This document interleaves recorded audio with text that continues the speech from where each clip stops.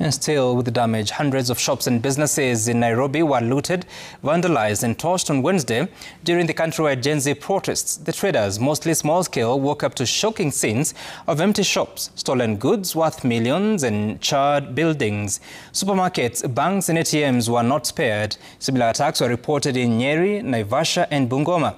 Traders have accused the government of abandoning them in their time of need while making promises that barred them from hiring private security while assuring them of tight police protection that never materialized. Willie Lusige has more. Scattered shoes, closed mannequins, phones and smashed computers. From one street to the next, thousands of shops in Nairobi's central business districts were ransacked. At OTC, smoke still rising from gutted premises, the grim sight that met traders are down. Clear evidence of the scale of looting and destruction during the Gen Z commemoration protests.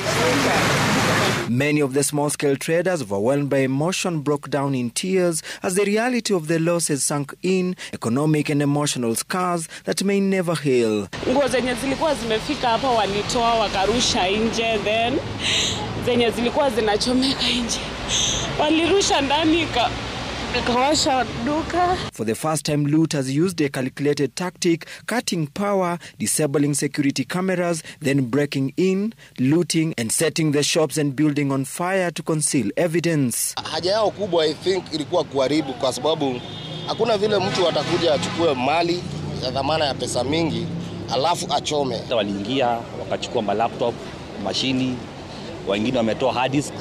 So ni kitu walikuwa wanajua kenye wanafanya. At Koja, this entire building was looted, shop by shop, floor by floor, before being torched. More than 50 shops were vandalized, losses running into hundreds of millions of shillings. They broke my shop, and then after looting, that's when they accessed the other side of my neighbor. After taking everything inside, they just put fire.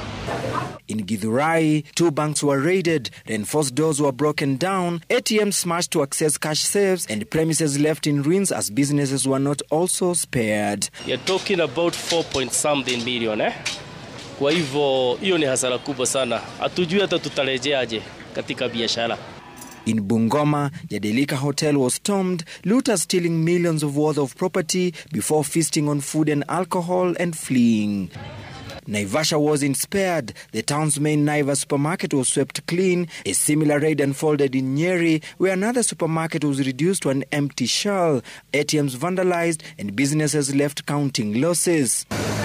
Stranded and bitter, traders now accuse the government of giving them a raw deal, issuing empty promises of protection, barring them from hiring private security, and ultimately leaving them in ruins. Huku kulikuwa kunarobiwa all along.